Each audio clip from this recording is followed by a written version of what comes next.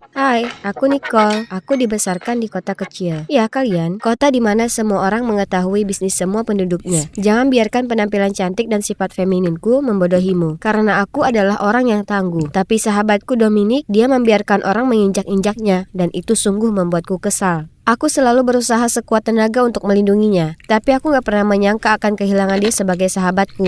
Dominic dan aku sudah berteman sejak TK. Cewek lain sedang mengejek kuncirnya. Jadi, aku langsung ke sana dan mendorongnya ke dalam kubangan berlumpur yang menyebabkan dia menangis. Dominic memberiku tatapan paling manis dan dengan malu-malu mengucapkan terima kasih. Setelah itu kami jadi gak terpisahkan. Kami berjanji kelingking satu sama lain bahwa kami akan selalu ada untuk melindungi satu sama lain.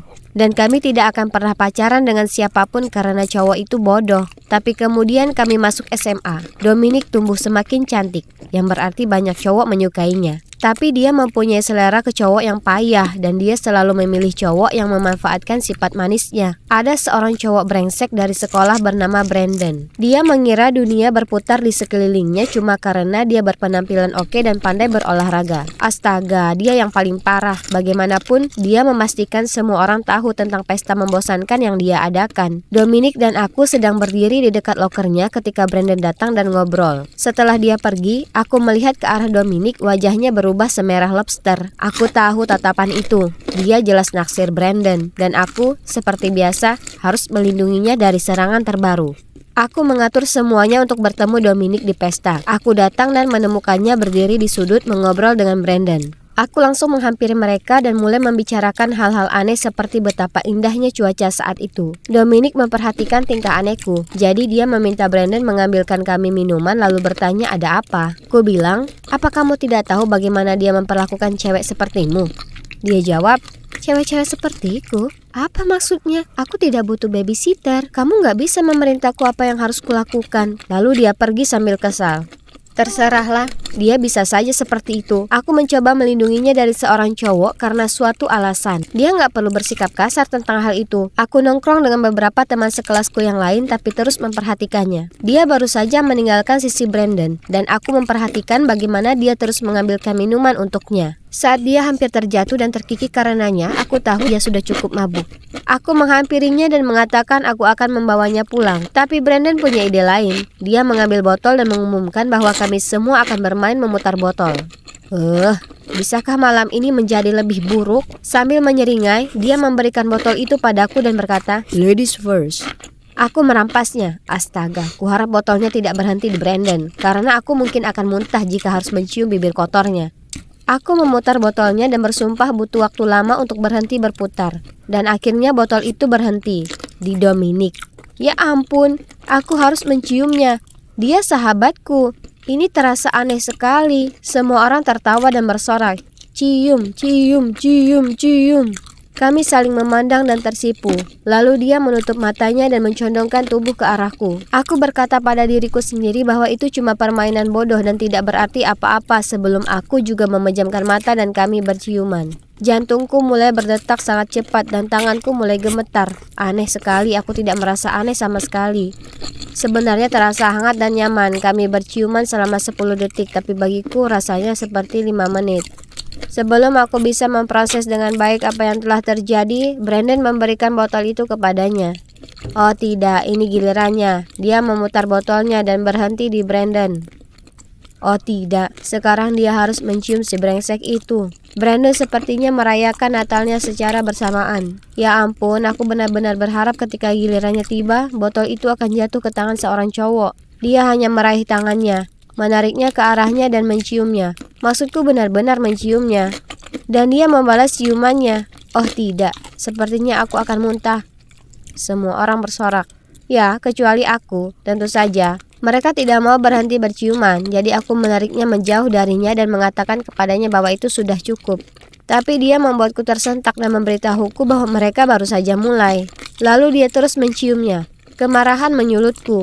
Jadi aku meraih Brandon dan meninju wajahnya. Semua orang meneriakiku, termasuk Brandon yang menjelaskan kalau aku harus meninggalkan pestanya yang membosankan. Aku menatap Dominic tapi dia mengalihkan pandangan dariku. Lalu aku melihat Brandon merangkul bahunya. Setelah itu, aku pergi tanpa mengucapkan sepatah kata pun. Aku marah, terutama terhadap Dominic.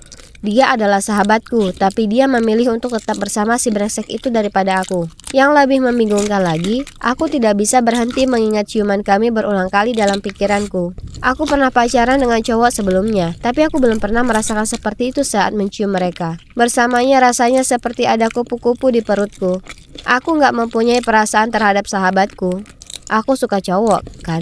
Suasana hatiku semakin memburuk keesokan harinya di sekolah. Aku sedang minum kopi di kantin ketika aku mendengar beberapa cewek di belakangku membicarakan bagaimana Dominic tidur dengan Brandon tadi malam. Aku sangat kaget. Aku akhirnya menjatuhkan kopiku karena kaget. Mungkin aku salah dengar.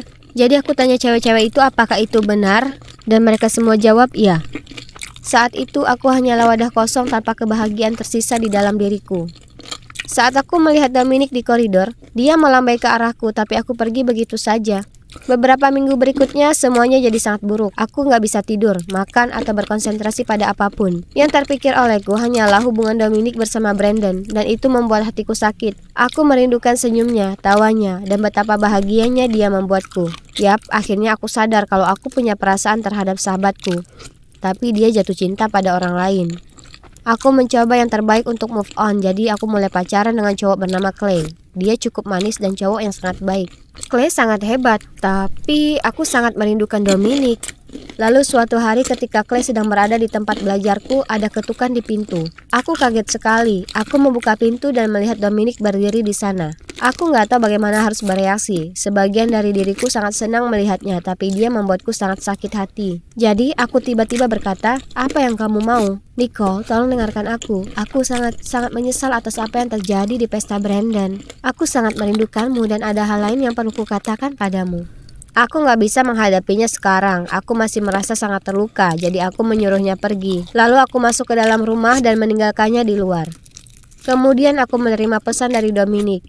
"Hai Nicole, aku benar-benar minta maaf atas segalanya. Aku bukan teman yang baik bagimu. Kamu berusaha melindungiku, tapi aku nggak menghargainya. Aku sangat bodoh. Sekarang aku menyadari bahwa kamu adalah hal terbaik yang ada dalam hidupku. Aku mencintaimu, Nicole. Tapi aku mengerti sekarang kita tidak ditakdirkan untuk bersama. Kuharap Clay membuatmu bahagia. Sahabatmu, Dominic." Dominic mencintaiku. Dia juga mencintaiku.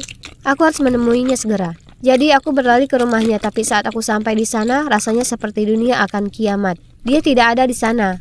Tapi tidak cuma itu, rumahnya kosong. Aku mencoba menelponnya tapi nomornya tidak ada lagi. Tetangganya memberitahuku bahwa ayah Dominic mendapat pekerjaan baru sehingga mereka semua bergegas pergi. Dan dia tidak tahu kemana mereka akan pindah. Dan cuma itu, Dominic telah menghapus dirinya dari hidupku. Aku bahkan tidak punya kesempatan untuk menyatakan perasaanku padanya. Aku cuma duduk dan menangis. Aku putus dengan Clay setelah itu. Kemudian setelah aku lulus SMA, aku meninggalkan kota yang menyimpan begitu banyak kenangan menyakitkan tentang Dominic dan pindah ke perguruan tinggi di New York. Setelah 4 tahun, aku lulus dan memutuskan untuk tinggal di kota. Suatu hari aku sedang minum kopi pagi di kafe favoritku saat aku melihat wanita di seberang jalan. Dia tampak begitu familiar. Mungkinkah? Aku tidak bisa mempercayai mataku. Itu dia. Itu adalah Dominic. Aku nyaris tak tertabrak taksi ketika aku bergegas menyeberang jalan untuk menemuinya. "Dominic, apa itu kamu?" Aku berteriak. Dia berbalik dan menatapku. "Nicole? Ya Tuhan, sudah berapa lama? 5 tahun." Lalu aku memperhatikan dia sedang memegang tangan seorang anak kecil, usianya sekitar 3-4 tahun. "Apakah itu keponakanmu? Dia sangat imut," kataku. "Sebenarnya tidak. Dia anakku. Namanya Nick. Aku menamainya dengan namamu." Ternyata sebelum dia meninggalkan kota, dia hamil anak Brandon. Dia memutuskan untuk menjaga bayinya dan membesarkannya sendirian bersama keluarganya. Dan dia belum memberitahu Brandon tentang anaknya. Bertemu dengannya lagi dalam hidupku sungguh luar biasa. Gak mungkin aku bisa kehilangan dia lagi. Jadi suatu kali saat aku sedang menonton film di rumahnya, ku coba mengatakan bagaimana perasaanku padanya. Pada awalnya dia diam dan hatiku tenggelam karena kemungkinan dia akan menolakku. Tapi kemudian dia tersenyum padaku dan memberitahuku bahwa dia juga mencintaiku dan dia selalu mencintaiku. Aku merasa sangat lega karena kali ini aku tidak melakukan kesalahan yang sama seperti yang kulakukan saat aku masih muda.